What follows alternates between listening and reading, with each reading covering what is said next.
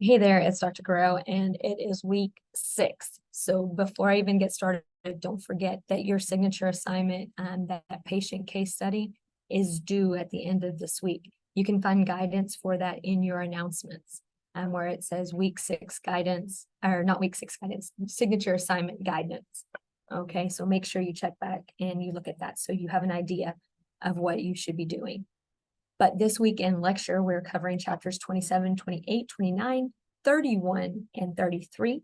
So intrarenal, so intra tells you inside, renal is kidney disorders, acute kidney injury, and chronic kidney disease. So acute being quick, chronic being long-term, all of these things that hopefully you can recall pretty off the cuff. Disorders of the lower urinary tract, alterations in male genital and reproductive functions, and then alterations in female genital and reproductive functions. So let's start with 27. Let me make this just a little bit bigger. Where is renal pain felt and what is the cause? What are some risk factors for renal cell carcinoma? So we're getting on the cancer. What are some risk factors for urinary tract infections? And this is again going to come up later on. So UTIs are pretty heavy on this quiz in this week as far as content. What are the 3 classifications of glomerular nephritis? There's a box inside of the book, a table that you can kind of look at for reference. These signs and symptoms of kidney stones. What are they commonly, what makes them up? What contents do they contain? Polycystic kidney disease, there is a table in the book to reference for that as well. Gouty arthritis. Okay, so gout, there's a product produced, a byproduct that is produced that impacts the kidney. So understand what is created and then how it impacts the kidneys. Signs and symptoms of renal cancer, and that kind of goes up there with the renal cell carcinoma, but now we're looking at signs and symptoms versus just risk factors. And then acute and chronic pyelonephritis. Making sure that you understand the nephron, so nephritis, understanding it's an inflammation of that. And the name kind of gives it away as you look at that. But also understanding acute is all of the sudden. Most of the time, all of the sudden is due to some type of injury, some type of impact, some type of destruction, crushing, something along those lines. Whereas chronic is over a long term and there's suffering and there's stages that accompany that. All right, so chapter 28, acute kidney injury and chronic kidney disease. So here we continue with this on what is acute kidney injury, and I just kind of talked on that as we kind of segue into this chapter. All of the sudden, give some examples, different types, reference the textbook or the lecture. Distinguish between the 3 phases of acute tubular necrosis and the causes. I kind of made a little chart there. Of course, I'd want you to make it much fancier for you, but pre-renal, intra-renal, and post-renal. So before the kidney, inside the kidney, and after the kidney. Okay. What is chronic kidney disease?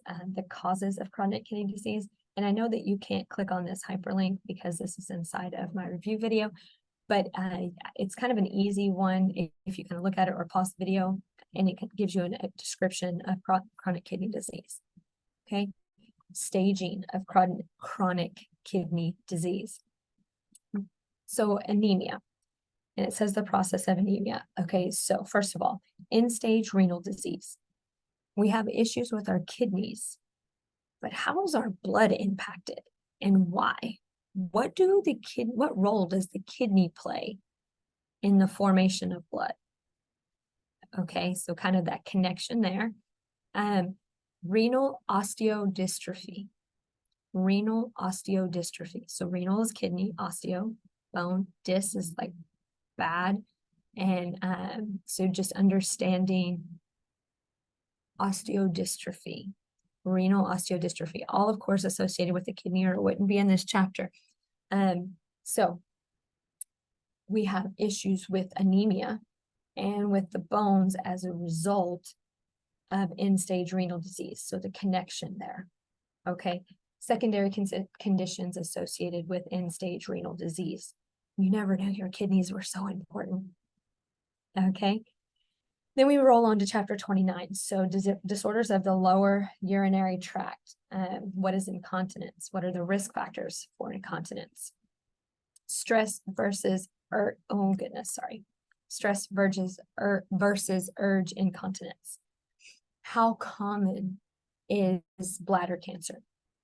And then what is the most common cause of bladder cancer? So I put that underneath, but include risk factors, the pathogenesis, clinical manifestations, diagnosis again, and treatment. Clearly, diagnosis is important.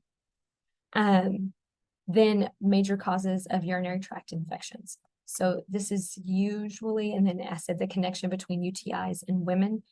There's usually an anatomical explanation for this. So just making sure that you're familiar with that.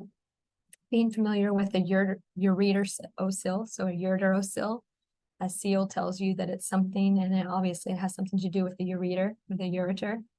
What is cystitis? We know it's an inflammation, and cyst tells us it's bladder, so an inflammation of the bladder. What are the risk factors? And what causes recurring cystitis in children? What is occurring? What event is being experienced as a result of this? Then I also put a little chart down here. And again, those disease charts that we're providing at the beginning of the week are also quite beneficial. But these, this kind of goes right along with chapter 29.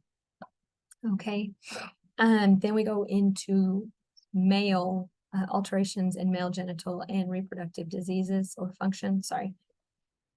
So there's a lot of diseases for men, and there's like 3 times as many for females. So create a table distinguishing these reproductive or urinary disorders: cryptorchidism, testicular torsion, and the signs and symptoms of benign prostatic hyperplasia. So cryptorchidism has a lot to do, is the placing of the testicles, and what are the implications in the event that those testicles don't descend as they're supposed to.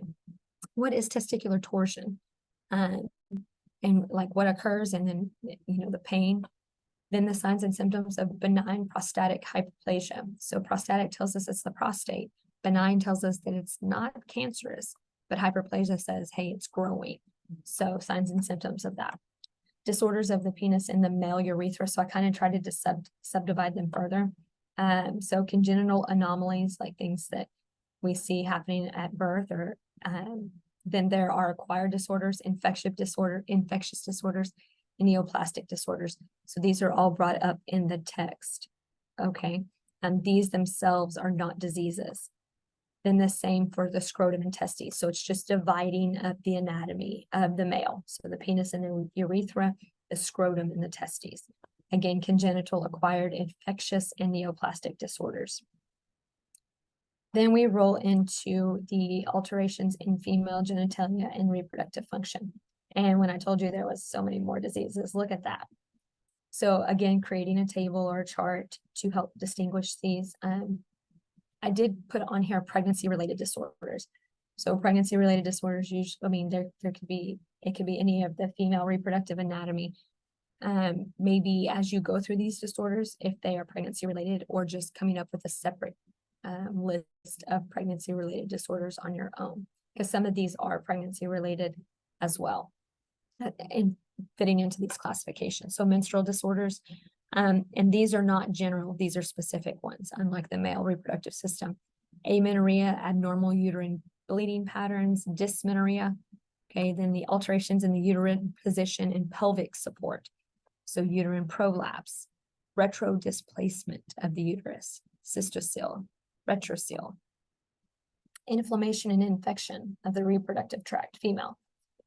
Pelvic inflammatory disease, vulvovaginitis, bartholinitis. Also on vulvovaginitis, you're going to see that again, making sure you understand sometimes I want to say the etiology, because some of this is bacterial, right? When we talk about inflammation and infection, there's bacterial or viral, but like how do I say this? Make sure that you're familiar with the etiology and then the pathogenesis. We're really looking for those aspects of it, and then understanding as a result of that pathogenesis, the signs and symptoms or clinical manifestations. Okay. Benign growths. So knowing that they are not cancerous and aberrant tissue of the female reproductive tract, knowing about uterine leiomyomas. Okay, so the word can be divided up. Then myo, and then knowing that omas. Okay, same thing, not necessarily the same thing, but along the same lines, ovarian cysts, and then endometriosis. Cancer of the female genital structures, cancer of the cervix, endometrial cancer, ovarian cancer, vaginal cancer, and cancer of the vulva. This gets us into week 6, and before you know it, our term's going to be over. If you have any questions, please don't hesitate to reach out, and don't forget to join for the tutoring review hour that we have later this week. You're always welcome to email me questions in advance if you want them to be covered so that I can prepare on how to answer it and making sure that I have resources available for you. Okay, I appreciate your time. Have a fantastic week, and I'll talk to you later.